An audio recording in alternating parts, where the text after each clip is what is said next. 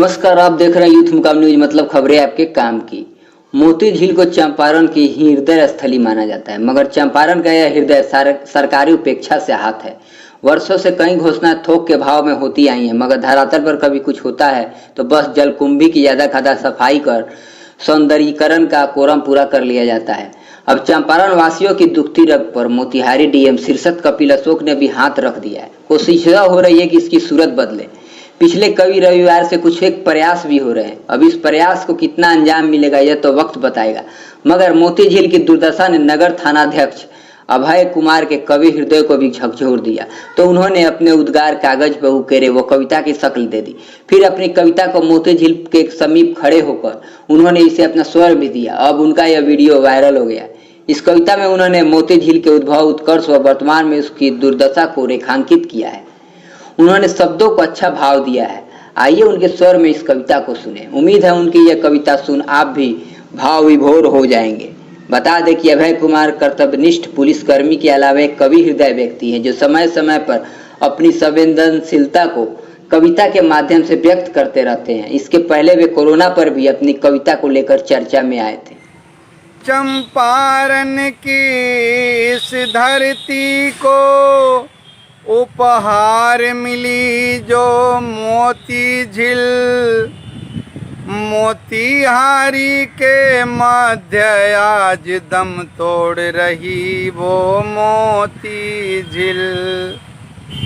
चंपारण की इस धरती को, चंपारण की इस धरती को सौगात मिली जो मोती झील, मोतिहारी के मध्य आज दम तोड़ रही वो मोती झील।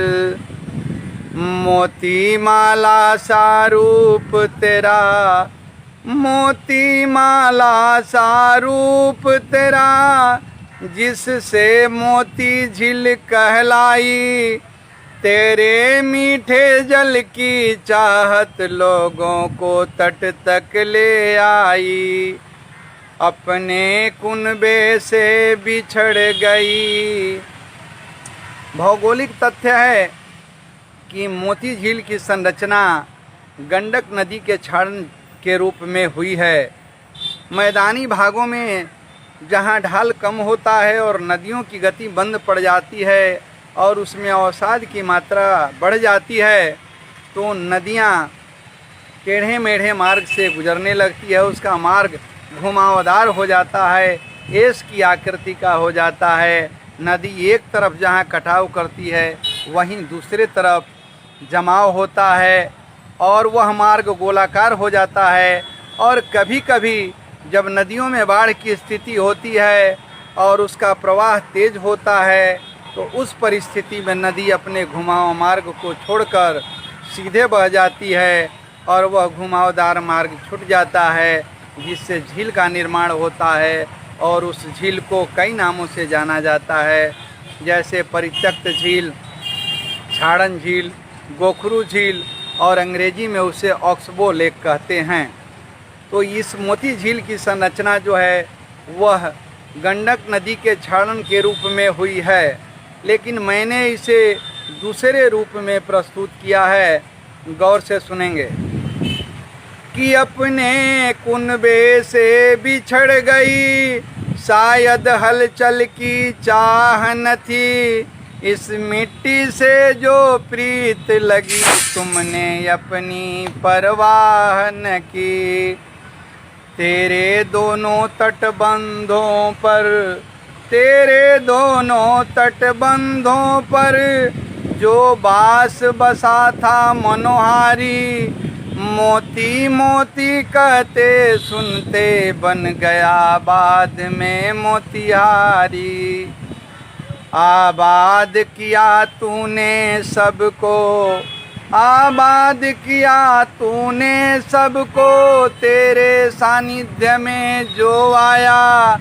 समृद्धि मिली सबको, सबने सुख सोहरत अरु वैभव पाया।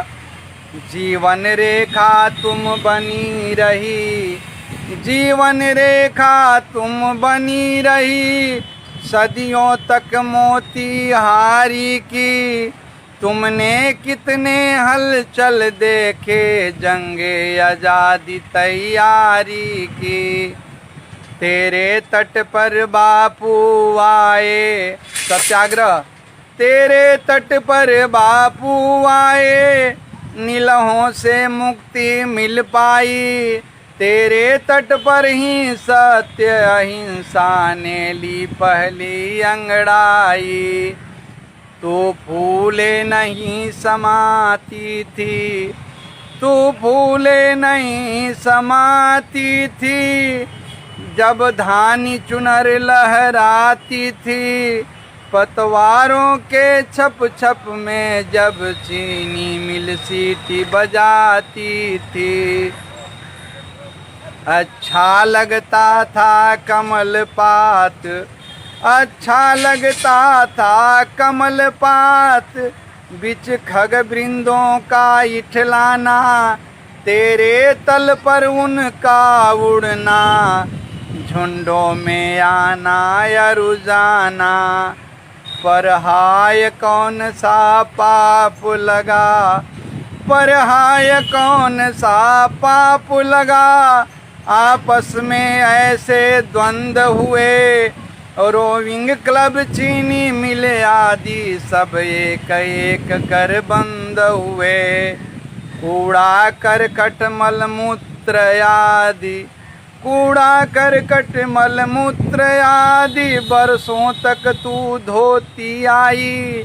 तेरी संततियों को तुझ पर थोड़ी भी दया नहीं आई। तेरी भू संपदाओं को, तेरी भू संपत्तियों को पर सबने कुदृष्टियों डाल दिया। तेरी नाकेबंदी करके तेरा जीना बेहाल किया। किसी ने तेरे बाजू काटे, और करिएगा कि किसी ने तेरे बाजू काटे, कोई श्वास नली अवरुद्ध किया। तेरी बोटी बंटवारे में कितनों ने भीषण युद्ध किया। धमनी सिराएं सिकुड़ गई, धमनी सिराएं सिकुड़ गई। गंदा जल उसमें भर आया। मरणासन तेरी दशा देख कोई भी तरस नहीं खाया। चाहते हैं हर जानकारी से अपडेट तो हमारे चैनल को जरूर सब्सक्राइब कर ले प्लीज प्लीज, और बेल आइकन दबाना एकदम ना भूले। न्यूज़, शिक्षा, नौकरी, टेक्नोलॉजी से जुड़ी सारी खबरें व ट्रिक सिर्फ यूथ मुकाम।